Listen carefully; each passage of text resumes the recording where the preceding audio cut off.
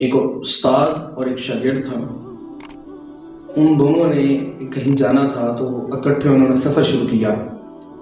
سفر شروع کرتے ہیں، ایک ایسا مقام آتا ہے، ایسی جگہ آتی ہے جہاں ہر چیز بہت سستی تھی، بہت ہی زیادہ سستی تھی۔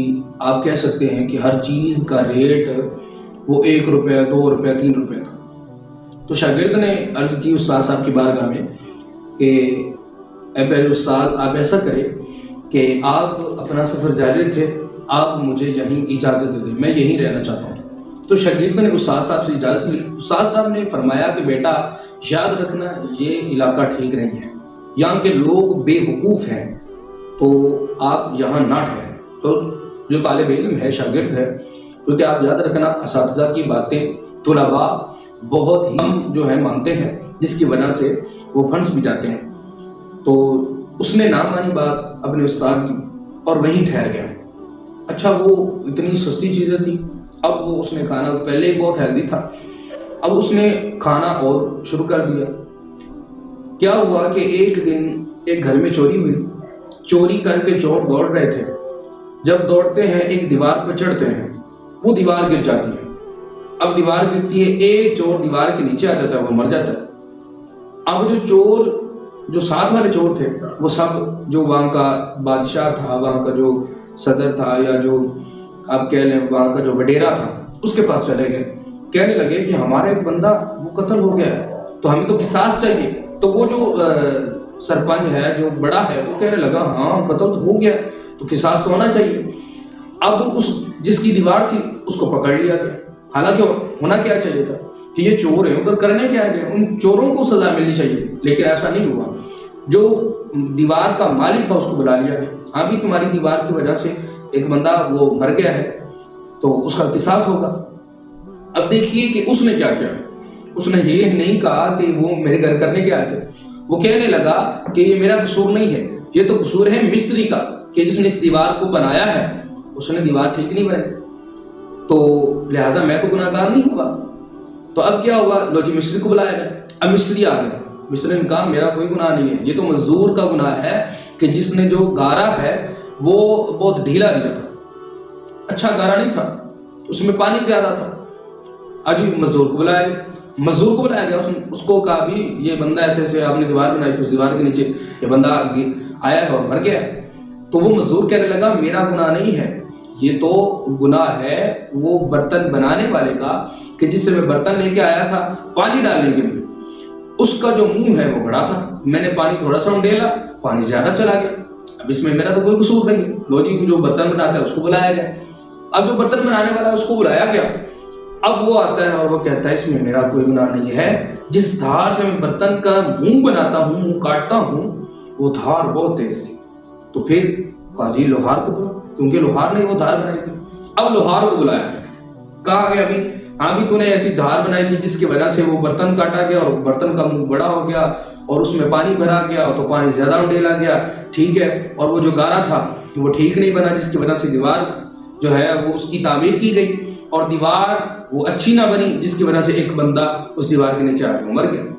اب اس لوہار نے کہا کہ اس میں میرا کوئی گناہ نہیں ہے، یہ تو گناہ ہے اس آگ کا جو بہت تیز تھی، جس کے اندر میں نے لوہے کو رکھا تو وہ تو بہت تیز ہو گئی اور لوہا خود بخود وہ زیادہ بھاری ہو گیا۔ اب سوچا گیا کہ یار یہ کیا ہوا، ابھی تو کوئی گناہ گار نہ، آپ کو کیسے سزا دے۔ اب جو سرپنچ ہے، جو گاؤں کا جو اس علاقے کا جو وڈیرا ہے، وہ کہنے لگا یار اب کیا کریں۔ لوگوں نے، وزیر جو اس کے تھے، جو اس کے چیلے تھے بیٹھے، انہوں نے کہا قتل ہوا ہے، قتل کا اب سزا تو ہونی چاہیے۔ اب فیصلہ کیا کر رہے ہیں بے وقوف لوگ، فیصلہ کر رہے ہیں کہ چلو دیکھتے ہیں اس گاؤں میں، اس علاقے میں جو سب سے زیادہ ہیلدی ہے نا، جو موٹا ہے، جو فرد ہے، اس کو پکڑ لیا جائے اور اس کو پھانسی چڑھا دیا۔ اب سزا قتل تو ہوا ہے، سزا تو دینی چاہیے۔ ابھی جب نظر دوڑائی گئی تو وہی شاگرد جو استاد کے ساتھ گیا تھا وہی سب سے موٹا نکلا۔ اب اس کو پکڑ لیا گیا، اس کو کہا کہ لو جی تو تیار ہو جا، کیونکہ تو نے آج تختہ دار ہو جانا۔ وہ کہنے لگا میرا گناہ کیا ہے؟ گناہ یہ ہے کہ تو سب سے موٹا ہے، اس وجہ سے اب تجھے ہی پھانسی دی جائے گی۔ اب اس کو اپنے وہ استاد یاد آ رہا ہے کہ جو استاد نے کہا تھا کہ یہاں نہیں رہنا، یہ بے وقوفوں کا شہر ہے۔ اب وہ استاد کو یاد کر رہے، اب اس کے منہ پر کپڑا دے دیا گیا تختدار کرنے لگے ہیں، پوچھا کہ کوئی آخری خواہش؟ کہنے لگا ہاں ایک خواہش ہے کہ میں اپنے استاد صاحب سے ملنا چاہتا ہوں۔ انہوں نے کہا استاد صاحب تمہارے کہاں رہتے ہیں؟ کہا ادھر کچھ دور علاقہ ہے، وہاں تشریف لے گئے، تو ان کو بلا لیا جائے، میں ان سے ملنا چاہتا ہوں۔ استاد صاحب تشریف لے آئے تو استاد صاحب نے کہا بیٹا کیا ہوا؟ تو شاگرد کہنے لگا، رونے لگا، استاد صاحب آپ نے ٹھیک فرمایا تھا، میں نے آپ کی بات نہیں مانی، استاد صاحب میں پھنس گیا ہوں، آپ کسی طرح مجھے اس جھنجٹ سے نکالیں۔ استاد صاحب فرماتے ہیں میں نے تجھے پہلے دن ہی کہا تھا کہ یہ بے وقوفوں کا علاقہ ہے، یہاں پر ٹھہرنا ٹھیک نہیں ہے، لیکن تو نے میری بات نہ مانی۔